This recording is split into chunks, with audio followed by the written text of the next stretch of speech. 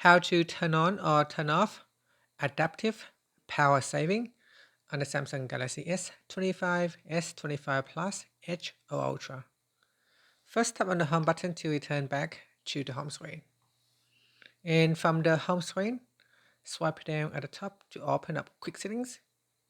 Then in here, tap on the settings icon. After that, we then scroll down and tap on device care. Next, we tap on battery. Then tap on power saving, tap on the left hand side panel. At the top here, tap on the more button. Then tap on adaptive power saving. And then tap on the toggle button to turn it on or switch it off. Here, so you can't use these settings while you're using power saving with limit apps and home screen turn on. So we might want to go out here and turn it off.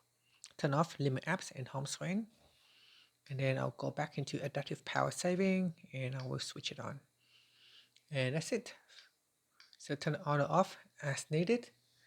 And then tap on the home button to return back to the home screen. Thank you for watching this video. If you find it helpful, please like and subscribe to my channel for more videos.